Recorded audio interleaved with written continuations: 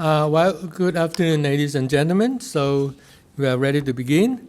First, I would like to, on behalf of the LRCCS, welcome you to the 5th presentation in our noon lecture series.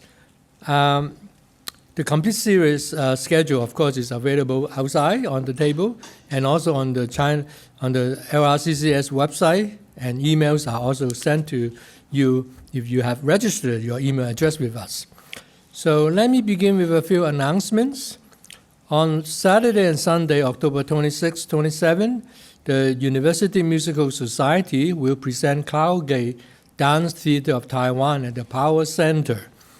They have 2 shows. Tickets are still available on sale. So this is a wonderful troupe from Taiwan, contemporary Chinese dance. So make sure, if you have time, please go.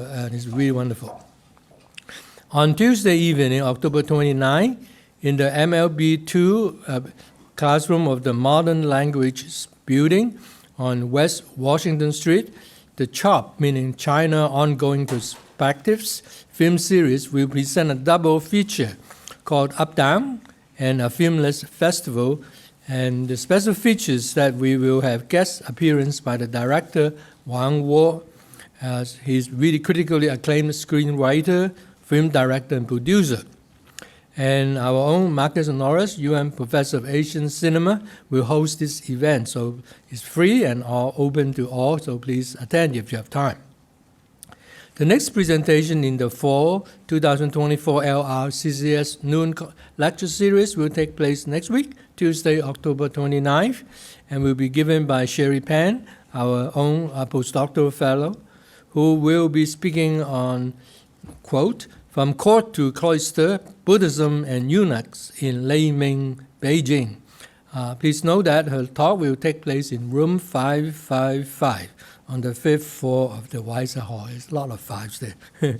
Okay, now let me get to today's presentation. Today's presentation will be given by Dr. Tarryn Chun, Assistant Professor in the Department of Film, Television and Theater at the University of Notre. Dr. Chun's research focuses on intersections of performance, technology, and media in modern and contemporary Sinophone theater. She is the author of a newly published book called Revolutionary Stagecraft, Theater, Technology, and Politics in Modern China, published by our own University of Michigan Press. And I suppose the talk will be a little bit related to that. And she's also co-editor with Xiaomei Chen and Xiyuan Liu in an anthology called Rethinking Socialist Theaters of Reform, Performance Practice and Debate in the Mao Era, and also published by University of Michigan. And Dr. Chun is a very prolific scholar, and her articles and other publications have appeared in Modern Chinese Literature and Culture, Theater Journal, Theater Survey, TDR, and Asian Theater Journal, and a couple of other edited volumes. And she's, of course, an award scholar. She's the recipient of a National Endowment for the Humanities Fellowship and other awards. Of course, she was also a postdoc here in 2016, 17, right? So welcome back. Yeah. Thank you.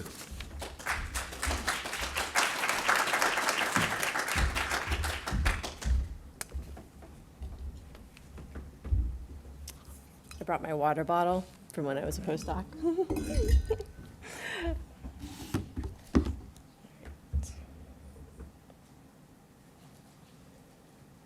Set myself a timer.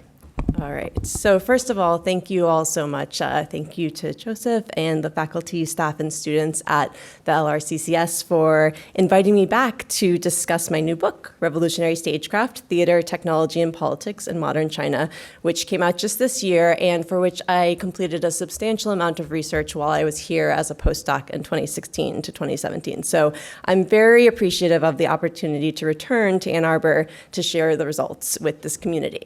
So before I begin, I'd love to ask how many of you in this audience consider yourselves theater people?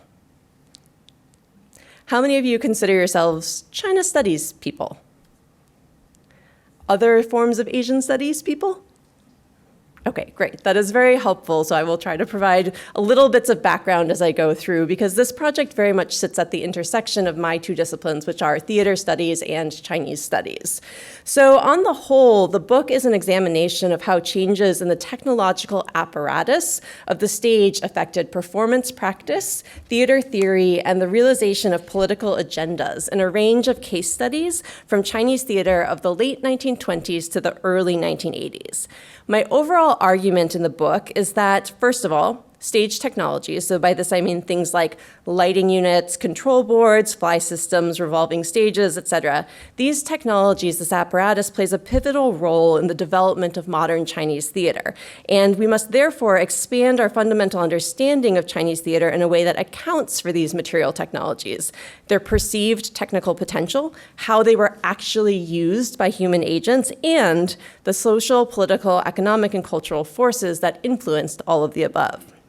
So from the beginning, this project was motivated, as many projects are, both by my unease with certain gaps in the existing scholarship and by moments of encounter with archival materials that seemed to challenge these gaps by saying that what had been left out of the historical record to date was not, in fact, insignificant. The primary gap or tension that my work is responding to is twofold. So first, with a few notable exceptions, in the history of Chinese theater, stage technology has rarely been the focus of scholarly inquiry. General histories will often mention technological innovations, especially in the context of spectacular forms like Qing court theater, or during periods of self-conscious modernization like the early decades of the 20th century, when technologies like electric lighting first became more widely available in Chinese theater venues. But I struggled to find book-length studies that looked at stage technology as essential, not ancillary, components of the broader paradigm shifts that Chinese theater has undergone in the 20th century. So one example that is the sort of counterfactual here is Xing Fan's recent book on Yangban Shi, which does talk quite a bit about lighting, scenography, and other elements of technology in that specific genre.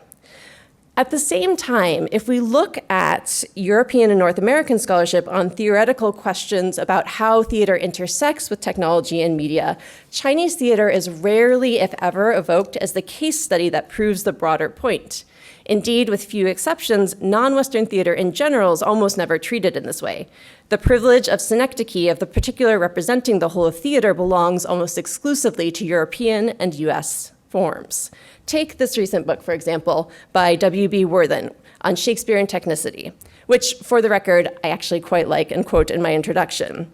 He claims that, quote, there is no essential theater apart from its apparatus, but then goes on to root this claim almost entirely in examples from Beckett and Shakespeare.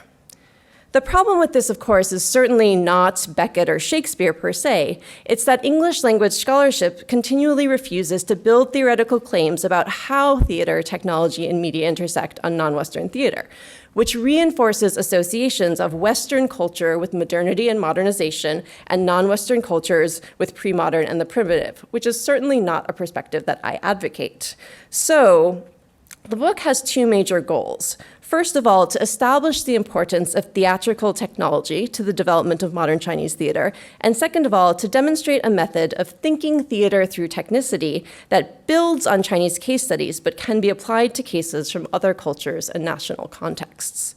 So in brief, this methodology involves two key components. Blank slide for this one. So the first is taking technical objects as a point of departure. And what I mean by this is centering the design, manufacture, use, and production of knowledge around how to use specific elements of the backstage apparatus.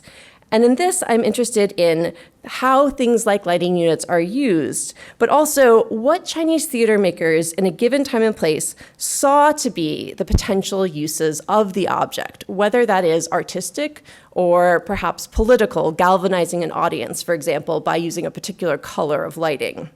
And here I build on and parallel recent work in theater studies that looks at the affordances of technology in new media, but I'm looking at more historical examples. The second key component of the methodology is reading technically, so approaching scripts and dramatic literature from the perspective of how the text creates a set of technical challenges for production that then must be solved in a given performance. This is not deterministic. It's always a set of potentials that can be solved in many different ways. In order to look, therefore, at how those particular challenges were and might have been solved in a given moment in time, we look to the traditional theater historian's archive, which includes things like the script, but also descriptions of productions and theatrical reviews, photographs of productions, other kinds of documentation of technology, and, crucially, expanding the archive beyond the script and performance records to include contemporaneous technical materials, such as manuals, treatises, handbooks, and even scientific and technical materials and histories that on the surface have no direct connection to the theater, but when you dig deeper, reveal quite interesting correlations among the way that theater artists and scientists and technicians are thinking about the technical object's use and potential.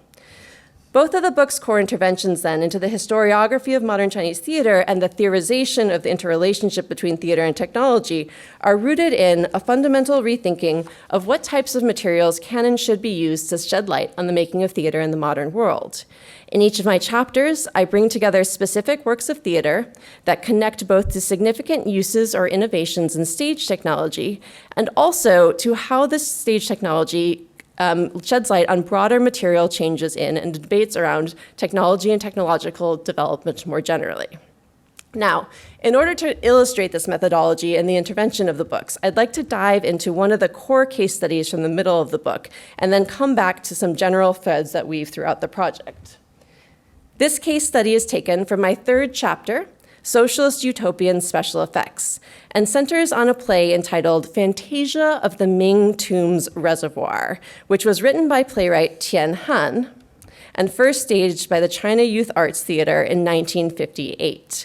So for those of you who read Chinese, you'll notice my translation of this title. It's also sometimes translated as Rhapsody or Ballad of the Ming Tomb's Reservoir. Here, I'm using the word fantasia to evoke a specific mode of fantasizing that I'll discuss later in my presentation. So for those of you who might be less familiar with Chinese theater history, Tian Han is a significant figure in the development of huaju, or spoken drama genre, in the early decades of the 20th century, and then becomes a cultural bureaucrat and involved in the reform and rewriting of scripts for shichu, or sung drama, specifically jingju, which Professor Ralston has written quite a bit about, in the 1950s and 60s. He was then persecuted and died during the Cultural Revolution. Thanks largely to its film adaptation, Tian Han's Fantasia of the Ming Tomb's Reservoir has recently risen from relative obscurity to become the subject of a certain amount of English language scholarship on Mao-era Chinese film and the politics of labor. Tian Han wrote the play in the early days of the Great Leap Forward, which, as many of you will know, began in February 1958 and mobilized mass production in industry and agriculture with the goal of surpassing production levels in the United States and UK.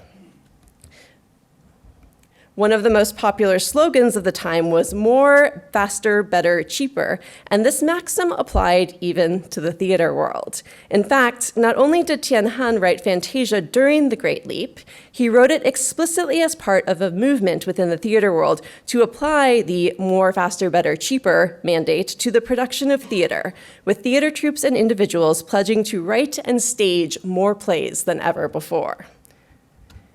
For example, in this manifesto written by Tian Han, he himself pledges to write 10 new plays in very short order, while the theater troupe that would eventually stage Fantasia, the China Youth Art Theater, claimed that they would write 366 new scripts during the leap. Now, if any of you has ever engaged in the writing or production of theater, you will know that these are rather optimistic targets in the best of times. And perhaps writing things so quickly might lead to questionable amounts of revision and quality of script. But nonetheless, in the spirit of the day, these theater troupes pledged that they would write and stage this large numbers, hundreds of scripts. So this is not technology per se, but what I'd like to draw attention to here is the almost assembly line ethos behind the churning out of plays and productions, which in the longer chapter I argue connects to a broader attempt to apply a socialist industrial logic of bureaucratic organization, standardization, and cultural production to the spheres of theater, literature, and the arts during this time period. Fantasia, in particular, also connected to the Great Leap Forward and its mass mobilization on a narrative level, as the play was based on an actual project to create a dam and reservoir at the site of the Ming tombs on the outskirts of Beijing, which took place between January and June of 1958. The project's massive movement of earth and feats of engineering involved more than 400,000 people, and it was portrayed in the media as a triumph of collective labor and of man over nature, with the project's successes widely remediated through literature, drama, and visual art. Tian Han's play focuses on a delegation of writers and artists visiting the Ming Tomb's worksite and is, as Paolo Ioveni has argued, quote, concerned not only with assessing the correct handling of the relationship between technical expertise and political conscience on the one hand, and manual and intellectual laborers on the other, but also with the problem of how to write such a play, end quote. The solution to this problem in Tian Han's play is that artists and intellectuals must willingly and actively participate in manual labor in order to be able to portray it, as the characters go on to demonstrate, unsurprisingly for theater of this period of time. They offer nothing less than a blueprint for this process by touring the worksite, interviewing leaders and model workers to find the best stories to retell, and finally rolling up their own sleeves to help with the construction efforts. However, if the play's diegesis focuses on human labor and what Ioveni has called a poetics of practice, actual theatrical production also required attention to material technology and the techniques required to put this play on stage. So clearly this is where my interest comes in. Like all of the plays I discussed throughout my book, the staging of Fantasia posed specific technical challenges for its director, designers, and technicians. We know this because this particular production was a collaboration with the China Youth Art Theater, with production meetings and rehearsals taking place as Tian Han was drafting the script and recorded in great detail by his secretary at the time, Li Zhiyan. So this is not a new source, but one that is incredibly useful. Rudolf Wagner draws on it a lot for his work on Tian Han as well. The secretary recorded almost daily conversations between Tian Han and his interlocutors, so the planning of how to write and stage the play is very well documented. So these discussions covered not only plot and character development as Tian Han was writing the play, but also specific stage effects that Tian Han wanted to script into the play and write in his stage directions. One example of this is in one scene he wanted a character to stand in front of the reservoir workers with a bright light on his face as if lit by lightning in a thunderstorm and sing an aria entitled Ode to Thunder and Lightning. So very dramatic effects, right? And so these records, he had very specific ideas for how he wanted the play to look as he was writing it, and they were being communicated to the theater troupe who was about to stage it. One of the greatest demands that Tian Han placed on his theatrical production team lay not in the thunder, lightning, or night scenes, but in the fact that he had a large number of locations in the play, 13 different scenes that needed to switch back and forth between time and space. So that's very hard to do on the theater if you have any kind of realistic set whatsoever. Tian Han wanted to realize this vision of moving quickly back and forth between scenes with a revolving stage. So for my non-theater folks in the audience, a revolving stage is usually in US theaters a big disc that is embedded in the stage and moved mechanically underneath. So you can put set pieces or people on it and they turn.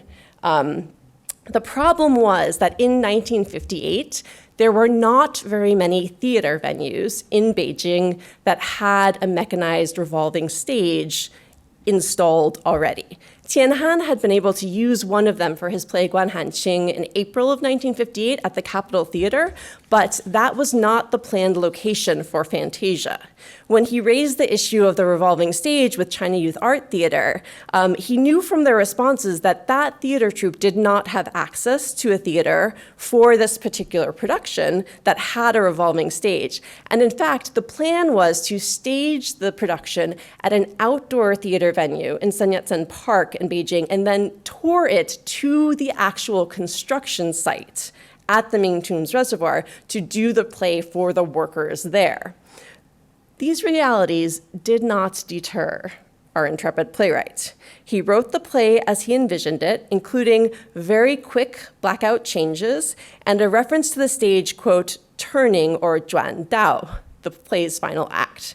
Now, in Chinese scripts, zhuan is often used to just indicate a change of scenery, but here I'm reading it very much as a conscious reference to the idea of the stage physically turning because of the conversations that Tianhan had with his production team about using a revolving stage for this production.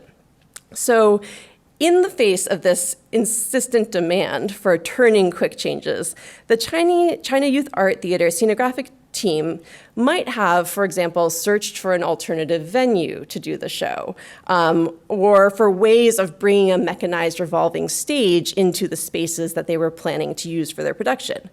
But this is not what they did. Instead, they invented something they called a tu zhuantai, or a homegrown revolving stage. This is a diagram of how the homegrown revolving stage worked right here. It's a human-powered, portable stage that required no permanently installed equipment. In fact, it did not revolve in the classic way of a revolving turntable at all. Instead, what they did was paint the backdrop on a very large, very long piece of cloth and spool it up vertically on one end of the stage. And then they put all of the set pieces, like mounds of earth and construction equipment, on casters, so little wheels, and put them off on the other side of the stage. And they pulled the backdrop in one direction and pushed the set pieces in the other direction. So it created an illusion of turning, even as the stage itself was not moving. So only the backdrop and the props are moving, created an illusion of turning. And so ironically, this also involved, it's a play about labor, but the stagehands had to crouch behind the pieces of rock to move them on and off the stage, so obscuring the theatrical labor even as they're celebrating the labor of constructing the dam. So this backdrop and set pieces moving in opposite directions at the same time creates the illusion of a stage rotating even as the floor remains stationary. And this is a feature of the design that was remarked upon in many of the reviews of the productions. So for example, Sun Haoran, who was himself a scenic designer, stated in one review that the device, quote, made use of the audience's visual misapprehension in order to produce the effect of the entire stage revolving. And so it seems to have been not only effective, but also notable to many reviewers and critics that this worked successfully to create the illusion of a revolving stage. They praised these two revolving stage for its aesthetic power, but also, in keeping with Great Leap Forward values, its economy. It didn't take an entire new theater to do. You just had to rig up a backdrop and put some things on casters. Now, the lengths to which the theater troupe went to create the effect of a revolving stage in the absence of actual equipment, of course, raises questions of why the technology was seen so important. With this case study, as throughout the book, my research attempts on one level to show what specific technical innovation, even and especially extremely makeshift technical innovation, meant for the theater world, and why these particular playwrights, directors, and designers would consider an effect important. But I also want to show that Stagecraft consistently, time and again, also participates in broader debates over technological development and self-sufficiency, over knowledge production and circulation, all of which are at the forefront of political life during this period in China. So we can think first about how to answer the why question from the perspective of the artistic team. So on one level, the effort and time devoted to developing the homegrown revolving stage speaks to the importance of artistic collaboration during this period. The reasons why the playwright insisted on this particular vision, in turn, have practical, dramaturgical, and aesthetic dimensions. So practically speaking, revolving stage or moving set pieces reduces the transition time between scenes. It allows you to move very quickly between different times and spaces. It also evokes an aesthetics that is more similar to Chinese shichu or sung drama than realistic Western drama. So sort of quick movement across time and space. And this is something that Tianhan was also interested in bridging these aesthetic divides. But for Tianhan, this particular effect was also inspired by his experiences traveling to Moscow in October 1957, so the fall prior to when he's writing and staging this particular play, and seeing the use of revolving stages in Soviet theaters there. So there's also this dimension of transnational circulation of different aesthetic ideas and specific uses of material stage technologies.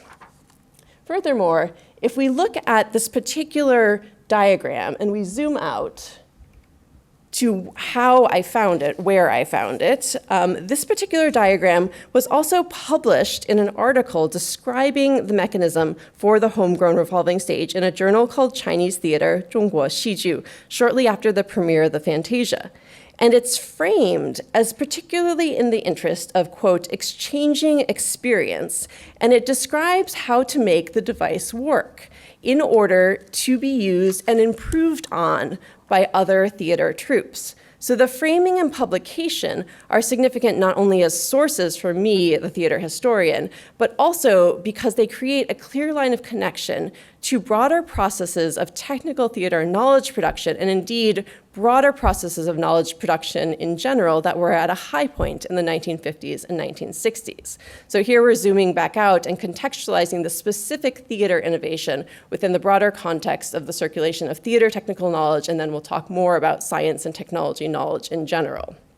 So on the one hand, in the 1950s to 1960s, technical theater knowledge production happened in more professionalized spheres with explicit state sponsorship. So one example of this, is a delegation of the China Youth Cultural Troupe that was sent to participate in the Third World Youth and Students Festival in Berlin in August 1951. The delegation involved hundreds of performers, but also 9 set designers and technicians who were specifically tasked not only with supporting the performances, but also with researching famous theaters in the Soviet cities that they visited.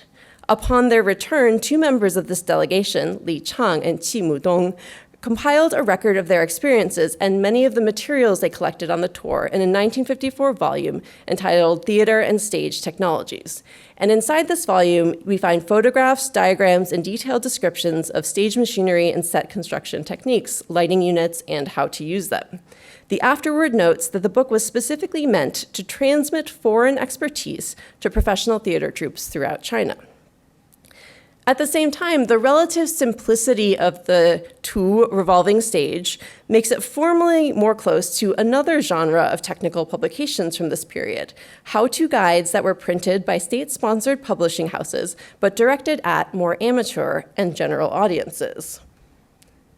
These volumes explicitly targeted the people, renmin, or the masses, and discussed technical topics in colloquial language with highly accessible titles and diagrams. So these are a couple of examples of these publications. Titles included things like how to organize amateur spoken drama performances, how to tour a performance, how rural amateur troupes can put up a stage and construct a theater, and Introduction to Scenography, which is one of the ones featured up here. These were either written by self-described amateur artists or collectively authored, and in their prefaces and content descriptions emphasized the extent to which stage technology and basic literacy in technical theaters were considered essential elements of theater knowledge, even for amateurs. So we can see that here, for example, from this particular preface for one of the volumes I just showed, which focuses on how this comes from the author's own experience. It's written for amateurs. It can also be used as a textbook for person-to-person transmission of knowledge. So in its emphasis on work experience and training, the handbook's content description highlights human agency in knowledge production and transmission. And not only were these handbooks meant to be read and the skills within them implied, they were also meant to inspire this kind of person-to-person sharing of information and expertise. These handbooks took on particular significance during the late 1950s and early 1960s because of a massive increase in amateur theater activity that took place during this period, possibly in part to try to help theater troupes meet those Great Leap Forward production quotas. So a lot of the state-sponsored theater troupes during this period of time were also partnering with worker and peasant theater troupes or work unit theater troupes to produce those massive numbers of plays and massive numbers of productions that the Great Leap Forward targets required. We want to take statistics gathered during this period of time with a grain of salt, but Colin McHarris, who's a theater scholar, Chinese theater scholar, for instance, quotes one Renmin Rubao report that claims there were a total of 283,000 amateur and worker drama troupes operating nationwide in 1958. So that's a lot of people doing theater. These handbooks operate in conjunction, therefore, with broader efforts to popularize what we might otherwise think of as specialist or expert knowledge. And they grew to be, beyond the theater, an important genre of popular literature during the 1950s. So if we expand our purview beyond these specific technical theater handbooks, you find that there's a huge range of topics, including literacy, literature and the arts, Marxist ideology, and various dimensions of science and technology proper. So other scholars have done work on different forms of handbooks. For example, Chen Shuzhou has published recently and talks a lot about film projectionist handbooks. So it's an entire genre of literature during this period of time that is intersecting with these theater technical handbooks and promoting the sort of broader idea of technical skills as being important basic knowledge for everyday people. The technical orientation, format, and intended audiences of these handbooks directly connects them, therefore, to popularization efforts in science and technology proper. So the science popularization movement, which has been written about by scholars such as Sigrid Schmalzer, began shortly after the founding of the PRC and worked to, through similar means of knowledge circulation, promote what Nikolai Volland has termed a scientific mindset in socialist readers. So we can see stage technology, therefore, as connecting to these much broader circulation efforts and maybe building something we might consider a more technical mindset among its readers. So these handbooks, therefore, demonstrate an overarching concern with cultivating technical skills across different, seemingly unrelated areas via similar methods of knowledge transmission.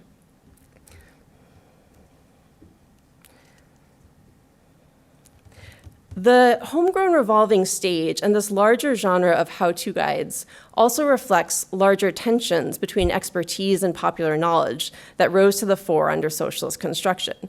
So in particular, the emphasis on amateur-produced knowledge in the handbooks parallels what Sigrid Schmalzer has called the class politics of knowledge in reference to science dissemination, or an emphasis on creating sort of a two-way flow of information and knowledge between the intellectuals and the masses.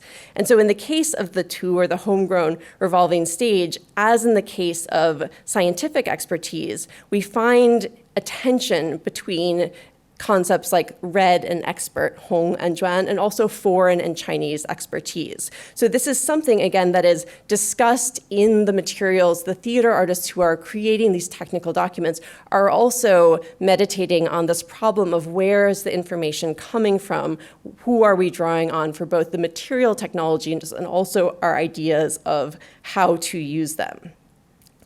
One thing that comes up in the history of the revolving stage in particular is not just the origin of the knowledge about how to create and use it, but where the material apparatus itself came from. So if we look into the history of the revolving stage as a device, one point of origin is in kabuki theater from Japan, where a revolving stage was used as early as the 18th century. In the 19th century, German theater artists innovated on it, so it has the sort of Japanese but also Western foreign association during the period of time. And then we have Tian Han, who, as I mentioned earlier, saw and was inspired by a revolving stage in Moscow. Dao. So you have these multiple points of transnational origin for the device itself. And what we see then in the homegrown revolving stage is the technology transmuted into something that is Chinese, that is developed and maybe even improved upon because of its efficiency and its simplicity by the theater artists who were working in China at the time. All right. Just looking at my time, I'm going to skip ahead a little bit. Just to point out one other thing is that during this period of time, so there's zooming out again, this broader interest in sort of technology and theater intersecting, and we see that again across a number of articles and ways that theater artists are thinking about marrying technological innovation and technological revolution with their work in the theater. And the outcome of this is an emphasis really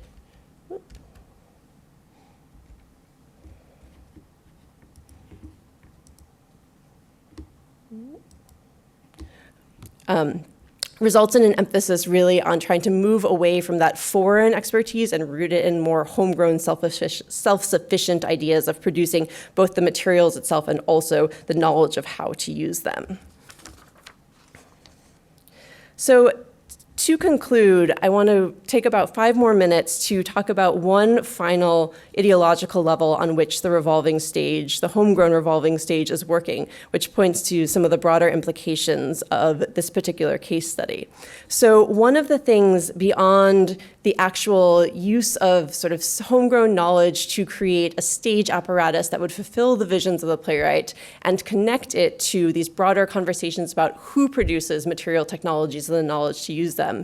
The homegrown revolving stage also operates implicitly, I argue in the book, on an ideological level by demonstrating how stage technologies can even, in their use, embed a kind of socialist utopian vision, which was very much current at the time of the Great Leap Forward. So embedding this vision in the materiality of the stage itself.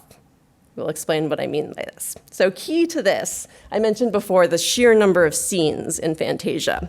Key to this is that one of the notable elements of its large number of scenes is the fact that several include flashbacks to scenes set in the Yuan and Ming dynasties, but also the final scene is a flash forward to 20 years in the future, and that's what's depicted here. In this final scene, socialism has succeeded. And the agricultural products are beyond anyone's wildest dreams. The dam is controlled by a computer-operated control panel, and the people in this utopia are using these little tablet-like devices to talk to their relatives on the moon. This particular scene has received a lot of attention recently in scholarship on science fantasy film because it's seen as one of the sort of first filmic, cinematic visions of the future produced in the PRC. The fantasy is clearly that of a socialist utopia. Now you see why I insist on fantasy in the title of this the translation of the title here. It's a combination of technological advancement, human labor, and the socialist political system, their success at creating a perfect society. And in his stage directions, this is the scene that Tianhan writes must zhuan dao, must turn into, and as he writes in the stage directions, smoke comes from somewhere, dissipate slowly to reveal the Ming Tombs Reservoir more than 20 years in the future. So the smoke and the turning both add visual cues for the audience that we're moving into a space of dream or fantasy, the fantasia evoked by its title. The homegrown revolving stage in the China Youth Art Theater production of Fantasia, however, also invited audiences into another act of fantasy, one that asked them to imagine or allow themselves to be deceived into believing that a specific stage technology was causing this effect, was moving the backdrop and set pieces into this final scene, to imagine a revolving stage when there is none. So there's a parallel between the diegetic world of the stage, which is asking us as viewers to imagine the socialist utopian future, and the technical apparatus, which is asking us to imagine that the stage is revolving into this scene when it is not, in fact, turning at all. So this creates what I call a layer of technological fantasy alongside the play's socialist utopianism and science fantasy. So whereas Chinese science fantasy literature and film most often portrays the struggle to attain technological advancement or the fruits of scientific successes, here in the final scene of Fantasia, technological fantasy relocates the audience imagination to the mechanisms by which the world on stage is produced. With the two revolving stage, imagining that the scenographic effect worked just like a mechanized revolving stage is as important as what it represents in terms of time and setting change. I also, in the book, argue that this technological fantasy is primed by this massive circulation of technical handbooks related to the theater. So how do I know as an audience member what I'm supposed to be looking at? The average audience member probably does not know how all of the backstage equipment in a theater works. But because we have this broad circulation and amateur use of technical theater manuals at the time, there's more of a potential for audiences to actually imagine in the way that this production and its technological design are asking them to imagine. Now, lest you think that this is a one-off example in which something strange and unique and wonderful is happening, in this chapter, I also give two other case studies in which audiences are invited into technological fantasy in similar ways. So one is this play from 1964 or 63, Sentinels Under the Neon Lights, in which a major feature of the set design are Shanghai streetscapes from the late 1940s, which feature neon lights, the neon lights in the title, you can see them up here. And in the discourse around this, a major point of contention was how to make the neon lights. And the director specifically insisted that the neon lights could not be real neon lights, because they would distract the audience and dazzle them to the point that the ideological message of the play would be subsumed underneath the brilliance of the lights. Too much spectacle. So in that case, again, the theater designers, in order to realize a specific technical requirement of the play, there must be neon lights to tell us where we are, had to create fake neon lights and came up with several techniques for doing so, again, inviting the audience to imagine a specific technology, neon lights, where there were none. The last example comes from The East is Red, which many of you may know, Dongfang Hong from 1964, very well-known anniversary celebratory epic about PRC and CCP history. And in this particular production, the technological fantasy has to do with the way that the backdrop is projected. So in this production, it is a rosy vision, a romanticized, perhaps even a not historically accurate vision of PRC history and the party's successes. In order to create the backdrops for this, the production team used projections. Now, if any of you have ever worked with projections, cinematic or otherwise, we have these wonderful projectors here that allow you to see my images very large. Projection is tricky because if you angle the projector or place it too close to the screen, you distort the image. At this time, they did not have these wonderful LED projectors. What they had were pretty normal lighting units with pretty hot light bulbs that had to go pretty close to the screen behind it and project an image at a very high angle upward. So they also, because they're close and projecting at a high angle, cannot fill the entire screen, which means that the designers had to use multiple lighting units with slices of this beautiful continuous backdrop projecting upward, and they had to paint a counter distortion into the image so that when it was distorted, it would look straight and seamless. So it's an ironic use of technology here in attempting to project a seamless, beautiful, perfect vision of party and country and national history. In fact, the designers have to use a technology that requires them to distort that vision. So at first glance, the history of industrial and agricultural technologies under the socialist state may seem only tangentially connected to the history of theater reform and cultural policy under the same regime. However, one of the main points that I make throughout my book, and especially in this chapter, is that these areas of development are two sides of the same coin. Parallel processes of technology transfer, knowledge production, practical experimentation establish similar values across technology, science, and the arts, while broad directives like the Great Leap Forward imperative to produce more, faster, better, and cheaper shaped factories and theater workshops alike. The case studies that I present in the broader chapter demonstrate both continuities of practice that connect earlier chapters of the book to one another, to this one, and also significant investments of labor and technological innovation and technological revolution in theater of the high socialist period. The innovative homegrown theater technologies that were produced during this period of time created a new aesthetic of technological fantasy, which paralleled on a material level the impulses of both science fantasy and the utopian strain of socialist realism. As technological fantasy, the two, or homegrown revolving stage, imitation neon lights, asked their audiences to imagine the workings of other specific technologies on stage, while also fully acknowledging the material reality in front of them. No one was necessarily meant to be fooled into fully thinking that a horizontally rotating curtain was the same thing as a revolving stage, or that a piece of painted pipe with light shown on it was the same thing as a neon light. Instead, audiences, at least in theory, were equipped by the widely circulating stage technology handbooks and articles that specifically described the inner workings of those devices to appreciate the ingenuity of close approximation developed under material constraints. Thank you.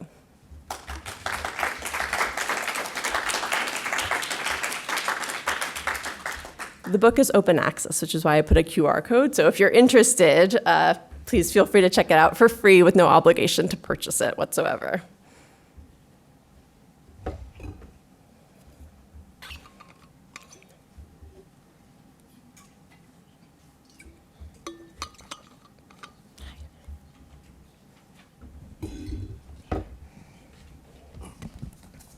So there are two traditions in China that did deal with moving things around on stage, or stage technology.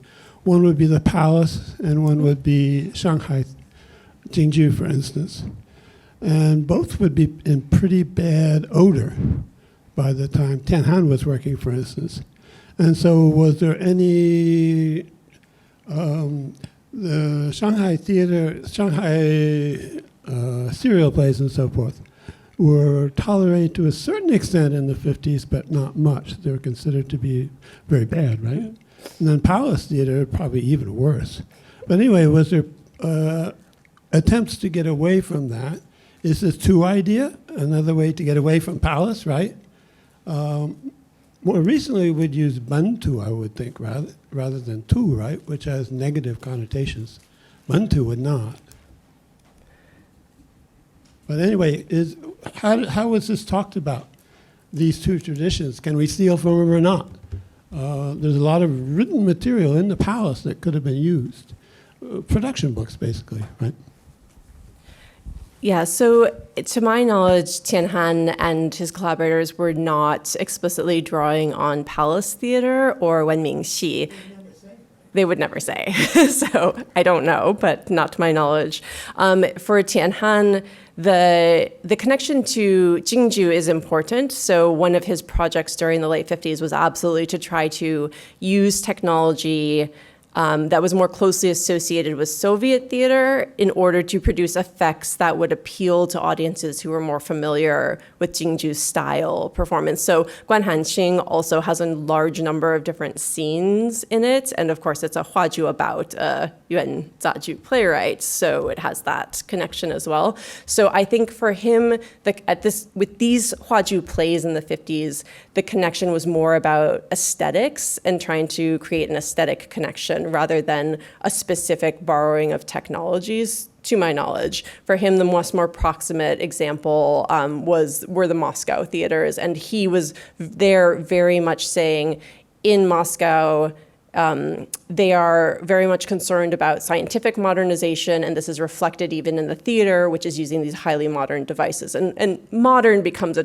tricky term during the 50s as well. So sometimes you're sort of getting around modern because it's too associated with bourgeois capitalism as well, but scientific kind of becomes one of the terms that replaces that. And so I think you are absolutely right that these traditions do have stage technology. And so in my introduction, I talk more about the 19th century antecedents to what I discussed for most of the book, and a little bit about Wenmingxi as well, as sort of laying the groundwork for some of the innovations. But what I see really picking up in the late 20s and moving into the high socialist period is this association of the use of the state technology with an ideological valence. So we can't use real neon lights because they're too bourgeois capitalist. We can use the two revolving stage because it's self-sufficient, it's efficient, it's homegrown, it's it has that kind of nationalistic valence to it. And so those values get attached to the use of the technology itself in a way that I think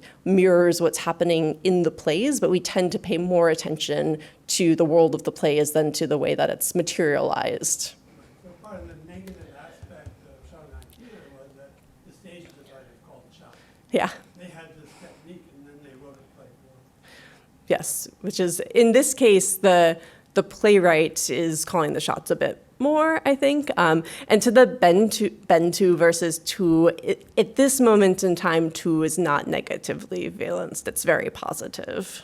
Yeah, I don't think that would be the same today. Certainly not across all Chinese-speaking areas, but at the time, it's very much a sort of counter to yang and professional, yang and Chun. Mm-hmm.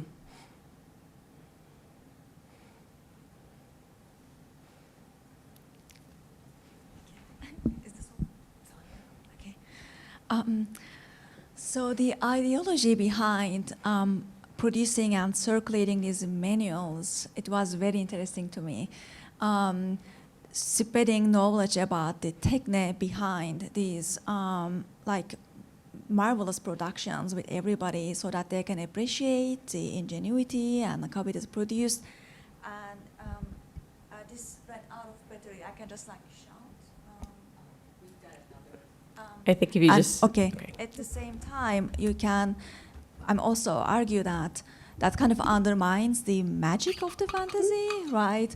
But then maybe that's the point, because they're not there to be dazzled, and hence the neon light, right? Yeah. It's they are supposed to get the message in the play. So in relation to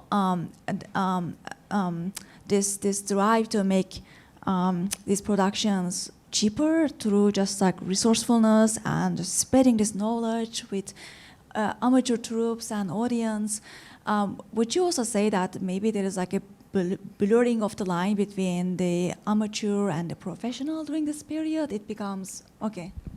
Yeah, I think so with the manuals, I should clarify there are different forms. So some of them, like the article about the Fantasia revolving stage, are specifically about a technology used in a production. And those were circulated in periodicals that are a little bit more aimed at professional and amateur are really difficult during this period of time. Slightly more professionalized theater makers. The avowedly amateur manuals are much more generalist. So I don't have good evidence about specific readership of the different kinds of materials. They frame themselves as targeted towards specific audiences.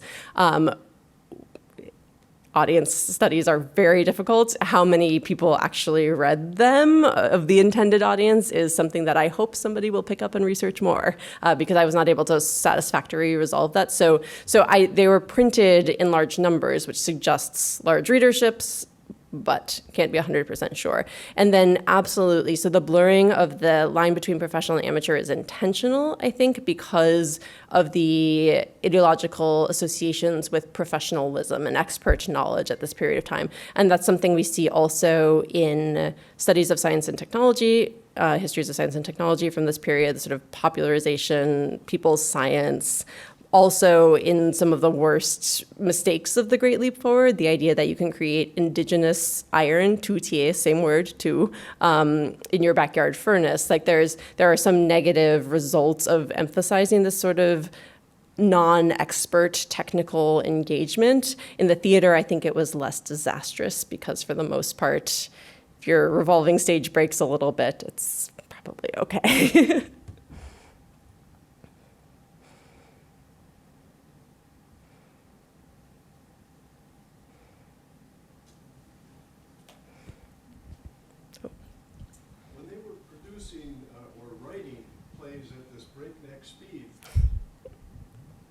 What percentage of them survived to be performed today? Oh, very few are performed today. Many survived because a lot of them were published in periodicals at the time, and so it's possible to read worker-written drama from this period of time. There were also small anthologies that were published by like provincial level print presses and things like that. So you can find some number of scripts, not as many as they claimed to have written, and I have not tabulated the entire corpus of this period of time. Very few of those are performed today. Some of the more, so like this Fantasia play has a film version. I don't think it's really been revived. There are a few plays written by more prominent playwrights from this period of time that have been done again in sort of the later 20th century. But I don't think that the amateur-produced works are very often revived. Can you find any of them on YouTube? No, you could find current amateur-produced theater for sure on Bilibili probably, but there are not. This was not a period of time when recording of performances was done in a widespread way. There are some photographic records of productions that were done in conjunction with the larger state-sponsored troops who maintain their own archives, but a lot of it is just written record. Do you think this has any influence on the development of the martial arts genre in China? Michelle Yeoh and Jackie Chan, Sammo Hung, people that also produce plays or skits or videos at a breakneck pace? Probably not, but I don't know. I don't research martial arts genre at all. Interesting question. I have a couple of questions from the virtual audience. In your discussion of the case study Sentinels Under Neon Lights, you mentioned an anti-spectacle goal. Did you find that to be broadly spread, or was that more unique to that production? In general, what relationship between spectacle and technology did you find in your research? Yeah, so spectacle is really interesting. Spectacle is actually the subject of my second book project, so stay tuned, but 21st century, not 20th century. So I think there's a very close relationship between spectacle and technology. Technology is often used to produce spectacle. So if we look at an example like Dongfang Hong, so the East is Red, the technology is used to create a kind of spectacle that supports party ideology. So in that sense, we see a thread there that moves into the Yangban Shi of the Cultural Revolution as well, where they are even more spectacular and are very precise in their use of stage technologies, very, very highly scripted. Where it becomes a problem is when the content of the play is representing something that is ideologically suspect. So in The East is Red, it's a story that celebrates party successes and the nation, the new nation. In Sentinels Under the Neon Lights, it's about the PLA entering Shanghai, but the whole story of the play revolves around a conflict between the ideology represented by old Shanghai and the new ideology represented by the PLA and the coming of socialism. So in that sense, the neon lights are associated very closely with something that is a bad object under socialist ideology. And it is not... Therefore, if the technology supports that and makes that too prominent, it will distract the audiences from the proper message of the play, which is that the PLA should triumph over these distracting, spectacular bourgeois entertainments. And so I think there's always a tension in spectacle as it's used by the party in the PRC, because it can go both ways, and it is very hard to control what your audience will respond to if you do employ spectacle.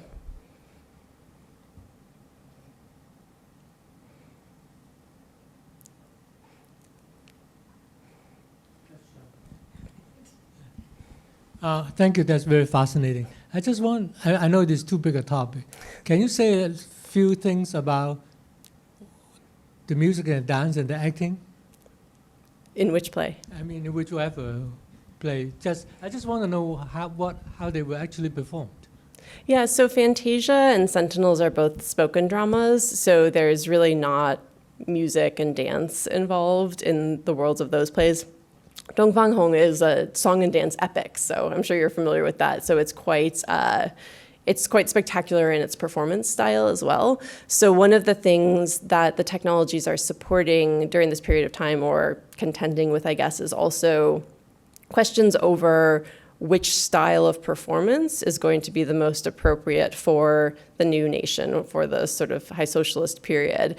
And with something like Sentinels Under the Neon Lights in Fantasia, you see a strong case being made that Hwaju, or spoken drama, is appropriate for recording the lived experiences of either soldiers entering Shanghai or laborers and artists trying to document laborers. So in that sense, you know, they're doing something that would not read to us today as highly realistic, naturalistic acting, but that was one of the strains, and something that at like Beijing Renyi during this period of time, the discussion was how very much this sort of like combination of the naturalistic acting style with elements of aesthetics from the Chinese tradition. And so different theater directors had different approaches to that. And Tian Han during this period was very much through the dramaturgy of his plays, but also how they were staged, experimenting with sort of how do you bring something from Xiqu, or the Chinese tradition, into this Hwaju, or spoken drama world, to make it more of a hybrid that's appropriate for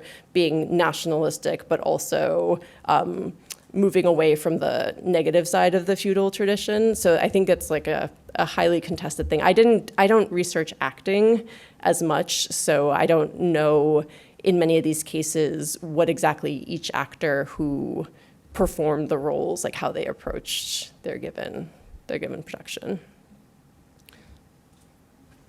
Thank you very much for this talk. I learned many things. Was there any other kinds of theater, maybe smaller or local, performed not along the party lines and socialist philosophy? Yeah, absolutely. So I think one of the things that's really important to keep in mind is that there's more of a diversity of artistic production during this period of time than some historical narratives might lead us to believe. So in my edited volume, Brian DeMere, who's a historian at Tulane University, contributed a great chapter on Black theater troupes, hey, which means like underground, not racialized in any way.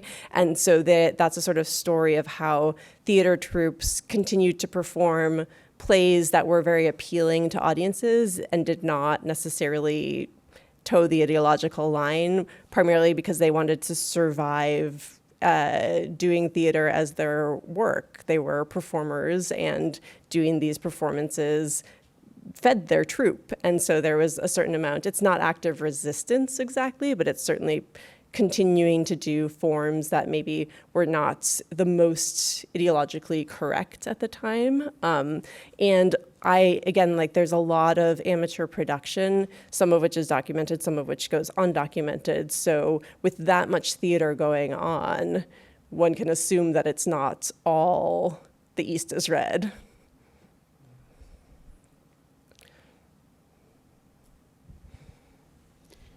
A simple question, is back projection possible? Second is that there was a source by which technical knowledge circulated, which was Jubar, which people, they understood that they needed plays because they didn't want to do all the old ones. So scripts were circulated, but also with technical notes and some visual aids, although that kind of went off. Did you look at the stuff in that particular periodical, for instance? During this period of time? It would be more interesting in the 50s when they gave more effort. I guess they had less scripts.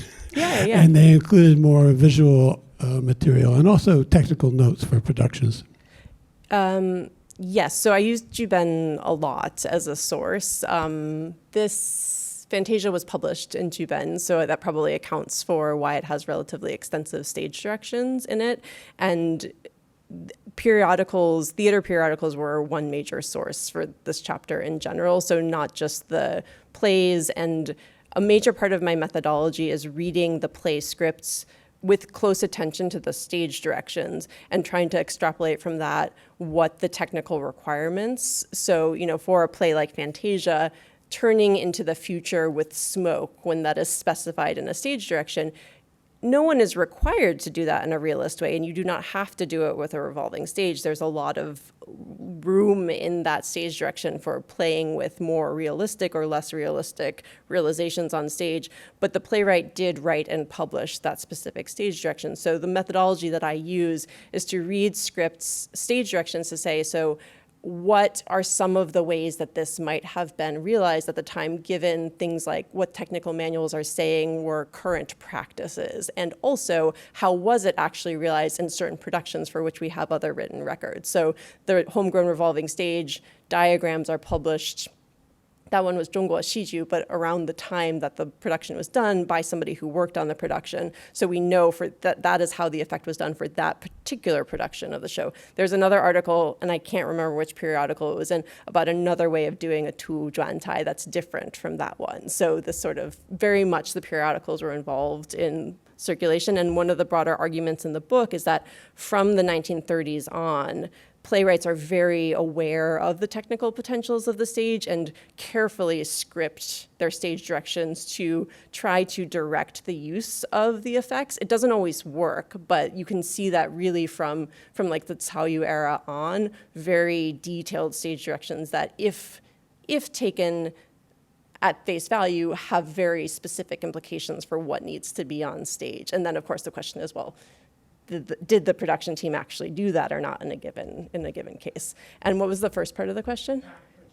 Yeah, so that's what they used. They developed a technique for back projection specifically for Dongfang Hong. Like it's not, it's a very homegrown, again, method, but they wrote about it in Renmin Rubao. So again, that sort of like popularization of the success of a very specific stage technology effect was something that was published for everyone to read. Yes, to make it better through criticism. We'd like to thank Dr. Chun for her excellent talk and thank everyone for coming today. Thank you. Thank you.